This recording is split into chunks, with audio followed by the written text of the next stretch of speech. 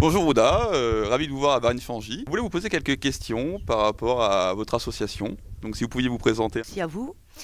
L'association se nomme Objectif Lune 45, qui a été créée depuis une douzaine d'années.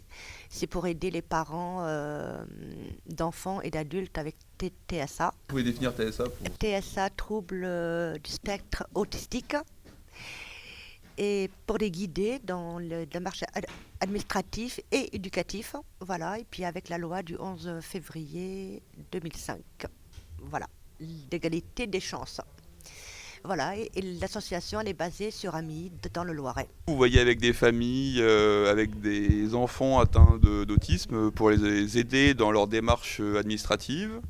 Parce que du coup, vous, c'est votre parcours, vous avez déjà expérimenté tout ça, et du coup, vous avez votre petite expérience que vous mettez à contribution auprès des familles. C'est quoi les éléments vraiment qui peuvent être longs ou lourds pour des familles vraiment dès le début Qui est difficile, c'est déjà l'acceptation. L'acceptation, Hmm. ça c'est un parcours. Il y a des familles, je connais des familles qui ont mis 16 ans à se rendre compte alors que leur enfant était vraiment TSA sévère. Première démarche pour entrer dans le grand bain et commencer un peu tout le parcours là, qui va suivre après derrière, parce que du coup, il va falloir trouver certainement des écoles adaptées, il va falloir trouver potentiellement des financements avec peut-être la hache pour justement faire reconnaître son handicap. La première démarche, c'est d'aller voir un pédopsychiatre, Hmm. un médecin, un pédopsychiatre, de faire un dossier. Et c'est là qu'on les guide pour aller au CRA de Tours, qui est plus proche de nous. Et c'est vrai que les délais, c'est de 1 à 2 ans. Et entre-temps, on fait le dossier MDPH. Et là aussi, c'est un...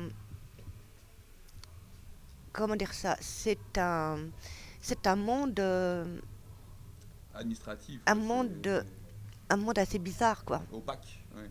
Opaque. C'est la quatrième dimension. Oui. Ce que je dis, c'est la quatrième dimension, parce qu'après, il faut se battre avec le côté administratif et puis la prise en charge spécifique. Ce qui n'est pas le cas dans notre région, ni ailleurs. Hein. Voilà, l'orthophoniste, l'ergothérapeute, la psychomote, éducatrice P par rapport au TSA, et toutes les méthodes de communication, le PEX, le Teach, la BA. Il faut que les parents soient formés. Parce que si les parents ne sont pas formés, ils ne peuvent pas faire évoluer l'enfant. Mhm. Et après, trouver aussi une école. Voilà, ça c'est l'inclusion. Ce qui n'est pas évident. C'est encore autre chose. C'est pas évident parce que voilà, l'équipe d'éducation nationale ne sont pas formés pour. C'est l'intégration à l'école ou dans un centre. Et puis dans un centre aussi sportif et dans la vie quotidienne. Leur apprendre à aller boire un café, aller au restaurant, sortir, faire un tour au marché.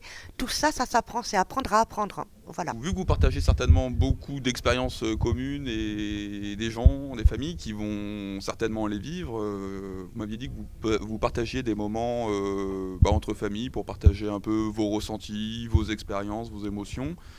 Je pense que ça peut être quelque chose de très intéressant pour les familles, ça permet de souffler, d'avoir peut-être un regard auprès de l'autre pour se reposer un petit peu. Vous partagez certainement peut-être des techniques que vous utilisez avec vos enfants. Là, on est du coup sur un versant un peu plus sur le numérique et les technologies. Donc, je sais pas, au niveau des montres connectées, des téléphones ou... Tout ce qui est informatique, portable, tablette, ça peut être un renforceur. Ce que nous on appelle un renforceur. Si tu as bien fait les choses, tu as un renforceur pendant 5 minutes. Donc, tu peux avoir le portable, la tablette. Et aussi, c'est vrai qu'il y a une maman qui a créé une montre. Elle bip, et plus il y a les images pour dire voilà, c'était l'heure du bain, l'heure de se laver les dents, l'heure de faire les courses. Et c'est pas valable pour tous les enfants parce qu'il y a certains jeunes qui ne supportent pas d'avoir un bijou sur soi, une montre. Mais c'est vrai que le numérique c'est important parce que les jeunes que je connais, qui ont une vingtaine d'années, qui sont au SAMSA sur Chanteau, dans l'envol, et qui travaillent pour L'Oréal, ils ont tous leur tablette, leur ordinateur et leur portable. Ils écoutent de la musique, ils regardent leur émission préférée, c'est tranquille. Mais c'est pas envahissant. Voilà, il faut pas que ça devienne envahissant. Pareil pour les enfants d'Anda. Il faut pas que ça prenne tout le temps. Voilà. C'est un loisir. Je pense que c'est le cas pour tous les enfants, avoir un petit contrôle aussi sur ses consommations du numérique. Mais ça fait aussi partie de la culture peut-être commune aussi maintenant. Peut-être que ce serait aussi étrange de ne pas avoir son portable ou pas aller sur YouTube pour un enfant. Au contraire, peut-être que justement ça peut être des ponts qui permettent aux enfants de se rencontrer justement par le biais de ce qu'ils ont vu sur Internet, des choses à partager.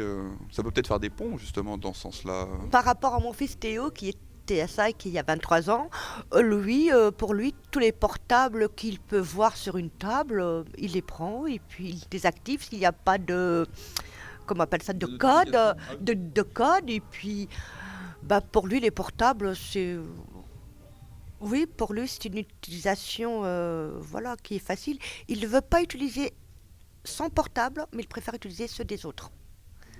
C'est ça, la problématique. Oui. Voilà. Et puis, on dit qu'il ne sait pas lire, mais il peut aller sur YouTube, il peut aller On sur... reconnaît les touches au bout d'un moment. Voilà, les touches et les mots-clés pour les animaux, voilà. Mm. Voilà. Mais ça permet aussi, pour certains handicapés, de communiquer aussi. De communiquer. Il y a, je crois, une école sur Orléans qui a créé un logiciel par rapport à la communication pour les TSA. Il faudrait voir ça. Voilà. Mais c'est un bon moyen de communication. Mais il ne faut pas que ça soit quelque chose d'envahissant. Si on veut contacter votre association, comment on peut faire pour se mettre en relation avec vous? C'est une bonne question, merci. Alors, l'adresse mail, c'est objectif.lune.45@free.fr.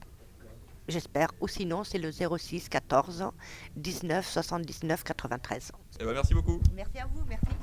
Et j'ai oublié la question.